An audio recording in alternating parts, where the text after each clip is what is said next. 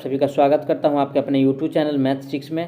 तो चलिए दोस्तों, आज बात करेंगे यानी कि ट्रांजिस्टर के सभी एमसीक्यू को करेंगे जो एग्जाम में बार बार पूछा जाता है और पूछने का संभावना, चाहे कोई भी पेपर हो, चाहे पीपीसीएल का पेपर हो, चाहे डीएमआरसी का पेपर हो, चाहे बिहार टीजीटी का पेपर हो। ठीक है, तो बारी बारी से सभी क्वेश्चन को करेंगे। आप लोग यानी कि वीडियो को अंत तक जरूर देखिएगा और नए तो चैनल को सब्सक्राइब करके वीडियो को जरूर शेयर कीजिएगा। दोस्तों यानी कि आप लोगों के लिए मैंने कंप्यूटर का भी क्लास लगाना शुरू कर दिया है, तो आप लोग कंप्यूटर का भी क्लास हमारे चैनल के माध्यम से बिल्कुल फ्री में देख सकते हैं, जो यानी कि यूपीपीसीएल में यानी कि क्वेश्चंस पूछा गया है, चाहे कोई भी शिफ्ट का हो। ठीक है, तो चलिए आज का सबसे पहले यानी कि ट्रांजिस्टर का सभी प्रश्न को स्टार्ट करते हैं। आज का सबसे पहला प्रश्न दिया हुआ है, एक ट्रांजिस्टर का उपयोग शांत अवस्था में किया जाता है जब क्या होता है?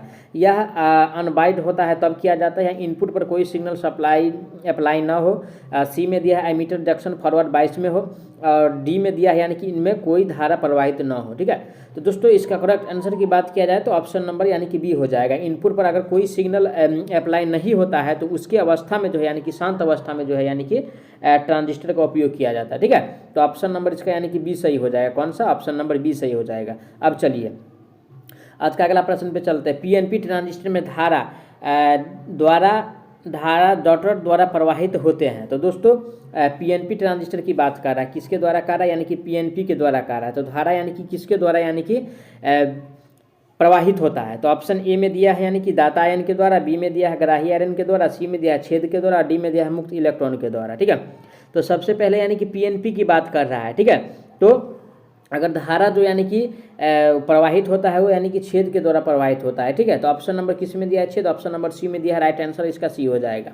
अब चलिए आज का अगला प्रश्न दिया है, ट्रांजिस्टर एम्पलीफायर में एमीटर बाईपास धारिता किस लिए प्रयोग की जाती है? तो दोस्तों किस लिए प्रयोग की जाती है? ऑप्शन ए में करता है यानी कि प्रतिबाधा मिलान के लिए, बी में करता है बैंड विड्थ को सीमित करने के लिए, सी में दिया है आवृत्ति को नियंत्रित करने के लिए, और डी में दिया है प्रवर्धित एसी सिग्नल को कम रिएक्टेंस का पथ प्रदान करने के लिए। ठीक है, तो इसका राइट आंसर की बात किया जाए तो क्या हो जाएगा?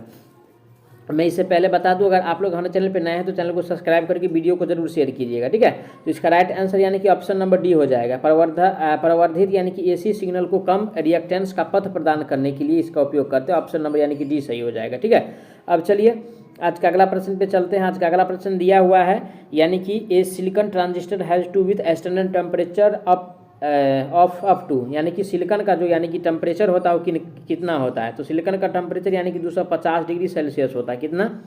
250 डिग्री सेल्सियस। ऑप्शन नंबर किस में दिया है? ऑप्शन नंबर यानी कि बी में दिया है। राइट आंसर इसका यानी कि बी हो जाएगा। ठीक है, अब चलिए अगला प्रश्न पे चलते हैं। आज का अगला प्रश्न है यानी कि ट्रांजिस्टर के बेस कलेक्टर जंक्शन का प्रतिरोध होता है तो क्या होता है? कम प्रतिरोध होता है। ऑप्शन ए में दिया है, बी में दिया है मध्यम प्रतिरोध होता है, सी में दिया है बहुत कम प्रतिरोध होता है, डी में दिया है अधिक प्रतिरोध होता है। ठीक है, तो इसका राइट आंसर की बात किया जाए दोस्तों तो यानी कि जो कलेक्टर का, ठीक है ना, कलेक्टर का जंक्शन प्रतिरोध जो होता है यानी कि बहुत अधिक होता है। तो ऑप्शन नंबर किस में दिया है? डी में दिया है। राइट आंसर इसका यानी कि डी हो जाएगा। अब चलिए आज का अगला प्रश्न दिया है, एक वाणिज्यिक ट्रांजिस्टर में धारा प्रवर्धक यानी कि गुणक अल्फा के मान का परास कितना होता है? तो दोस्तों अल्फा का मान का जो परास होता है यानी कि अल्फा का मान का परास जो होता है 0.9 से लेकर के यानी कि 0.99 तक होता है। कितना होता है? 0.9 से लेकर के 0.99। तो ऑप्शन नंबर किस में दिया है? ऑप्शन नंबर डी में दिया है। राइट आंसर इसका यानी कि डी हो जाएगा। ठीक है, राइट आंसर इसका यानी कि डी हो जाएगा। अब चलिए आज का अगला प्रश्न पे चलते हैं।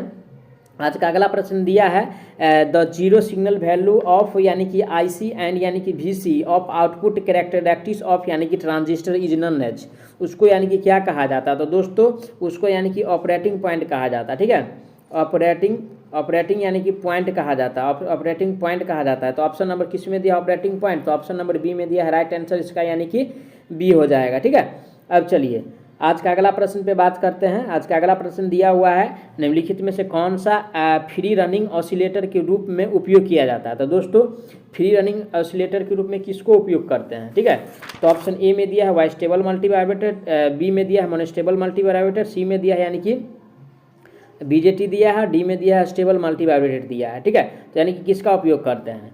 तो देखिए दोस्तों, यानी कि फ्री रनिंग ऑसिलेटर के रूप में यानी कि जो उपयोग करते हैं वो यानी कि स्टेबल मल्टी वाइब्रेटर का उपयोग करते हैं। किसका? स्टेबल मल्टी वाइब्रेटर का उपयोग करते हैं। ऑप्शन नंबर डी में दिया है, राइट आंसर इसका यानी कि डी हो जाएगा। ठीक है, अब चलिए आज का अगला प्रश्न दिया है, ट्रांजिस्टर के सीसी विन्यास में यानी कि वोल्टेज प्राप्ति लगभग कितनी होती है। तो दोस्तों यानी कि सीसी विन्यास की अगर बात किया जाए, वोल्टेज जो प्राप्ति होता है यानी कि 1 होता है। ठीक है, यानी कि ग्रेटर देन 1 होता है। तो ऑप्शन नंबर किस में दिया है? ग्रेटर देन 1, तो ऑप्शन नंबर डी में दिया है, राइट आंसर इसका यानी कि डी हो जाएगा। अब चलिए आज का अगला प्रश्न पे बात करते हैं। आज का अगला प्रश्न दिया है, एक ट्रांजिस्टर के लिए धारा लब्धि बीटा बराबर 19 है तो धारा लब्धि अल्फा का मान क्या होगा। देखिए दोस्तों, यानी कि इसका फॉर्मूला होता है क्या, बीटा का मान 19 दिया है तो अल्फा का मान क्या होगा। यानी कि अल्फा बराबर होता है, वो अल्फा बराबर होता है यानी कि बीटा और बट्टा में 1 प्लस बीटा होता है। ठीक है, तो बीटा का मान कितना दिया है 19 और बट्टा में 1 प्लस 19 हो जाएगा। तो बराबर में यानी कि कितना हो गया 19 बट्टा में यानी कि 20 हो गया। इसको अगर काटिएगा तो बराबर में कितना ला के देगा, अगर काटिएगा इसको तो यानी कि 0.95 ला के देगा। कितना? 0.95 देगा। ऑप्शन नंबर किस में दिया है? ऑप्शन नंबर ए में दिया है, राइट आंसर इसका यानी कि ए हो जाएगा। कौन सा हो जाएगा? ऑप्शन नंबर ए हो जाएगा।